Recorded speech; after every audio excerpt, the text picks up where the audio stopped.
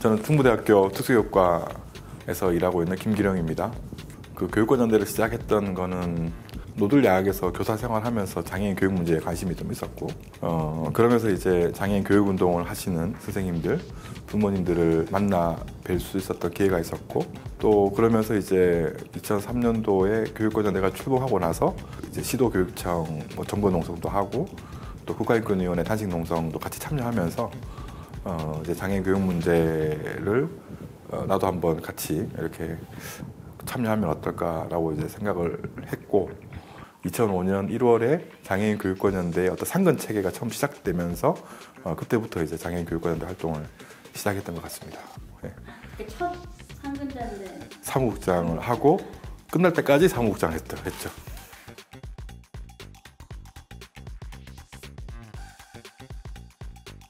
그러니까 2005년부터, 그러니까 제가 이제 교육권을 상근할 때부터 그 전부터 이제 있었던 문제인데, 영유아 시기에서부터 시작해서 고등교육, 평생교육에 이르기까지 장애인 교육에 관한 다양한 요구들이 그 산재에 있었고, 그 산재하고 있는 장애인의 생애 주기별 교육 지원에 관한 요구들을 모두 모아서 이 법률의 형태로 정리해 놓은 것이 이제 그 당시에 발의한 장애인의 교육 지원에 관한 법률안이었습니다. 그런 법률안을 이제 2006년도에 완성을 해서 국회에 발의를 좀 했었고, 그래서 이제 그 중에 한 절반 정도가 오늘날의 특수교육법에 반영이 된 것 같아요. 그 당시에 민주노동당 최순영 의원이 발의했었는데요. 어쨌든 생애 주기별 장애인의 교육에 대한 바램과 염원을 담은 법률안이었고, 반드시 이 원안대로 이렇게 법안이 만들어지길 원했습니다. 그런데 그런 바램을 좀 이렇게 이 법률 발의 과정에서 좀 담을 필요가 있겠다고 생각이 들어가지고, 당시에 지역별 장애인 교육권연대 또는 장애인 부모 단체에다가 제안을 했던 것 같습니다. 이 법안을 공동으로 좀 발의하자. 그 제안을 들은 부모님들께서 이제 새벽밥 드시고 아침 일찍 오셔서 국회의원실 하나하나 다 찾아다니시면서 이 법안을 꼭 발의해달라 요구하셨고, 심지어 당이 다른 것도 있었습니다. 그러니까 본인들이 이제 지지하는 정당과 다른 정당에 있는 국회의원이었음에도 불구하고 이제 이 법안이 정말 중요하고 이제 여야 가릴 것 없이 좀 중요한 법안이기 때문에 꼭 공동 발의에 서명해 달라라는 요구를 하시기도 했고, 때로는 그 의원실에서 그 공동 발의해주지 않으면 여기서 한 발자국도 안 나가겠다고 하시고, 사실상의 정보 농성을 하시면서 이제 버텼었죠. 그러면서 이제 그 공동 발의에 참여하신 의원님들 수가 늘어나기 시작하면서 이제 하다 보니까 이제 막 100명 막 넘어가는 거죠. 그러니까 이제 그렇게 하다 보니까 이제 지역별로 경쟁이 되기도 했던 것 같습니다. 그래서 서울에 몇 명 했고, 부산은 몇 명 했고, 이렇게 이러면서 서로 경쟁을 하면서 그 지역별 부모 조직과 교육권연대 조직이 서로 경쟁이 되어서 이제 매일매일 이제 이렇게 그 발의하는 시점에 매일매일 서울로 오셔가지고 이렇게 그 국회로 다니시면서 조직을 했던 것 같아요. 그렇게 하면서 되게 조직적으로 움직였던 것 같습니다. 그러니까 지역별로 계속해서 매일매일 국회를 와가지고 그렇게 조직하다 보니 어느덧 229명까지 조직이 됐던 것 같고, 어쨌든 아마 헌정사상 가장 최대의 공동 발의가 된 법안으로 알고 있습니다, 이게. 물론 그 뒤에는 좀 있었던 것 같은데, 그 당시에는 아마 헌정사상 가장 최대 많은 인원의 국회의원들이 공동으로 발의된 그런 법률안으로 평가받고 있었고, 아마 그때의 열정이 정말 대단했던 것 같습니다.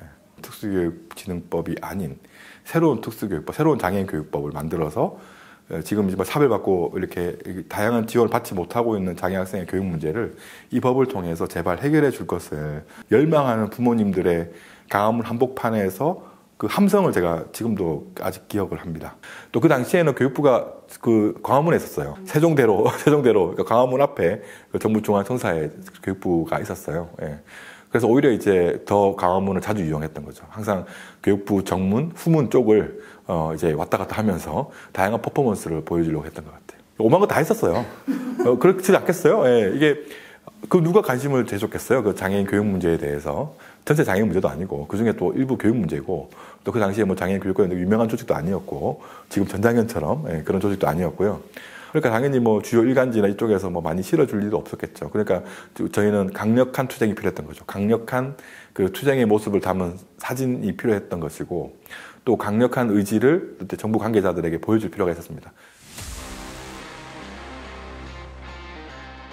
교육지원법 제정하라! 교육지원법 제정하라! 장애인교육 내면하는 교육부를 해체하라!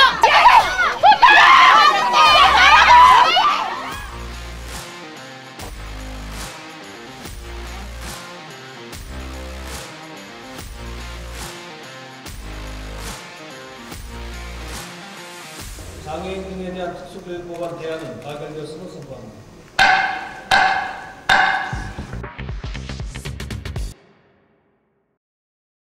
그 당시에 법도 뭐 잘 만들었다고 보기에는 어려울 것 같아요. 그러니까 그 당시에 할 수 있었던 최선이었던 것 같습니다. 이제 그렇지만 아쉬움을 있는 법률이었지만 어쨌든 그 전에 있는 특수교육진흥법보다는 굉장히 획기적이고 많은 내용이 들어간 건 사실입니다. 예. 예를 들어서 뭐 개별화 교육 지원을 강화한다거나, 예, 뭐 통합교육에 대한 어떤 이렇게 뭐 학교 장애 어떤 책무를 높인다거나, 또 아까 학급당 학생 수에 대한 그 기준을 대폭 줄이고 그걸 법률에 명시했다거나, 또 특수교육 관련 서비스라고 하는 그동안 한 번도 없었던, 그러니까 특수교육을 효과적으로 지원하기 위한 관련 서비스 지원 내용을 법률 안에 포함시켰다거나, 이런 것들은 굉장히 획기적인 사건이었습니다. 대한민국의 특수교육 역사를 바꿀 수 있을 만큼의 큰 그런 계기가 됐던 것 같은데, 근데 그런 것이 다 새로운 것들이다 보니까 교육부가 이것을 바로 시행을 못했습니다. 그러니까 다들 조금씩 시간을 두고 차근차근 시행했던 거죠. 그래서 아마 이제 특수교육법에 따라서 모든 조항들이 안정적으로 이제 적용이 되는 그 시점, 또는 집행이 되는 그 시점은 그 특수교육법이 제정된 이후에 한 5년, 5, 6년 지나고부터였던 것 같아요. 예, 법률에서 규정하고 있는 게 이제 다 시행되고 있지도 않습니다. 그리고 또 몇 가지 또 문제가 또 있습니다. 어떤 문제가 있냐면, 특수교육 정책이 2007년도 들어서 예전에는 중앙정부가 모든 걸 다 관장했었습니다. 예산이나 인력이나 이런 걸. 그런데 이제 2007년도인가 그때 이제 그 교육 정책에 대한 지방 이양 사업들이 추진되면서 이제 교육자치법이 개정이 되면서 이제 모든 교육 정책은 다 지도교육감이 다 총괄하는 그런 시스템으로 바뀌었습니다. 그래서 이제는 교육부가 이제 예산을 내려보내주면 그 받은 예산을 가지고 각 지도교육감은 자기네들이 필요한 데 우선적으로 예산도 쓰고 인력도 배치할 수 있는 그런 권한이 이제 교육감에게 부여됐던 거죠. 그러니까 법을 잘 만든다 하더라도 각 지도교육청이 그걸 제대로 이행하지 않으면, 즉 그 얘기는 법률에 따라서 각 지도교육청이 예산을 편성하고 인력을 배치해야 되는데 교육감의 의지에 따라서 할 수도 있고 안 할 수도 있는 그런 상황이 벌어진 거죠. 그러니까 예를 들어 이런 거죠. 뭐 치료 지원은 예를 들어 어떤 교육청에서는 학교에 치료사까지 다 배치해서 지원하고 있는 곳이 있는 반면에 어떤 교육청은 치료사를 따로 배치하지 않고 치료 바우처로 대신 떼우는 경우가 있고, 그래서 어떤 교육청에서는 이제 지원 인력을 학교당 한 명씩 배치하고 있는 곳도 있고요. 그러니까 보조 인력을. 네, 어떤 교육청은 학급당 한 명씩 배치하고 있는 곳도 있고, 어떤 교육청은 학생별로 또 지원해 주는 곳도 있습니다. 그래서 이런 이제 심각한 이런 교육 환경 격차를 해소하려면 이제는 국가의 역할과 책무를 높이는 게 좀 필요하다고 생각을 한 거죠. 예. 그래서 이제 국가의 역할을 좀 더 강조하고 좀 시도 간 교육 여건과 격차를 좀 교육 여건을 향상시키고 교육 격차를 줄이고 또 교육감의 어떤 책무를 좀 더 강조하기 위한 그런 좀 강력한 입법을 할 필요가 있겠다라고 생각이 들어서 뭐 지금 이제 또 특수교육법 개정 준비를 하고 있고, 그리고 이제 미래의 특수교육의 방향은 통합일 겁니다. 통합교육. 예. 그러니까 교육에서부터 통합이 제대로 이루어져야, 저는 이제 학교를 졸업한 이후에 또 지역사회의 통합도 자연스럽게 연결될 거라고 생각했습니다. 지금 통합학급에 가보시면 아시겠지만, 거기에 뭐 특수교사를 배치한다거나 뭐 그렇지는 않습니다. 그리고 지원 인력이 있긴 합니다만, 배치할 때도 있고 배치하지 않을 때도 있습니다. 예, 그리고 또 통합학급에서도 일반 교사들이 해야 될 역할이 되게 많습니다. 책임도 있고요. 예, 통합교육이 잘 되려면 뭐 교사들만의 노력만으로도 안 됩니다. 학교 관리자의 적극적인 또 지원도 필요하고 역할도 필요합니다. 또 어쩌면 학교 전체 구성원들의 또 공동의 노력도 사실 필요합니다. 그런 것들을 좀 더 강조하고 강화하기 위한 이제 법적 체계가 좀 만들어질 필요가 있고, 그래서 이제 그런 것들을 효과적으로 지원할 수 있는 이제 입법이 사실 필요한 상황입니다.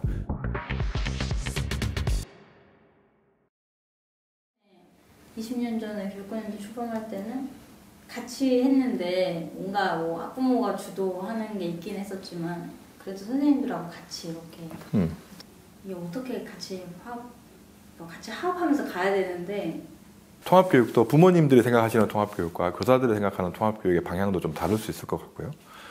예. 예, 그러니까 어떤 방법론이 좀 다를 수 있을 것 같아요. 그러니까 궁극적인 목표는 같겠지만 통합교육의 실천의 모델이나 방법이 좀 다를 수도 있겠다. 예, 그래서 저는 어쨌든 뭐 지금에서는 이제 뭔가 그래서 이제 우리가 연대를 잘 하려면 이제 서로가 이제 동등한 역할과 권한을 가지고 있는 주체라고 서로 인정해 주는 게 일단 필요할 것 같고요. 네, 그 교사들이 그걸 인정해 줘야 되는 거죠, 부모들한테. 마찬가지로 부모 조직도 역시 교사 조직을 또 인정해 줘야 되고, 그러면서 이제 공동의 목표를 세워야죠. 뭐 그게 동일하다면 뭐 같이 연합할 수도 있는 거, 연대할 수도 있는 거죠. 예. 그러니까 과거의 기억을 계속 살려서 뭔가 그걸 이어가기보다는, 그러니까 자기 문제를 이제 스스럼 없이 얘기할 수 있는 플랫폼이 좀 필요할 것 같아요. 그리고 그 공간에서 부모님들이 겪고 있는 이 문제가 우리가 함께 해결해야 될 그 심각한 문제이고, 부모님들이 같이 싸우지 않으면 또 이런 문제가 발생될 수 있다라는 그 두려움을 가지고 이것을 함께 싸우자라고 얘기할 수 있는 그런 일상적 소통의 공간이 좀 필요할 것 같아요. 근데 어쨌든 마찬가지였습니다. 2007년도, 2006, 2007년도에도 마찬가지였던 것 같아요. 다 학년기 자녀를 둔 부모님들이 거의 대부분이었습니다. 부모님들이.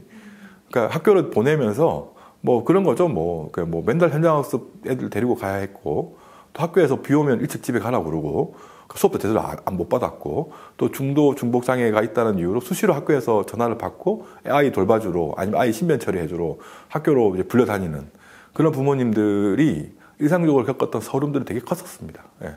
그러니까 더 이상 우리가 이렇게 못 살겠다라고 생각하시는 부모님들이 좀 계셨고, 그것을 정말 제대로 한번 싸워보자고 이렇게 전면에 등장하신 이제 또 부모님 리더도 분들도 계셨죠. 그분들이 좀 앞장서서 그런 모습을 또 보여주니까 주변에 있는 부모님도 변하기 시작했고, 지금 이제 그 주체들을 좀 발굴하고 조직하고 하는 게 좀 필요하지 않을까 싶어요.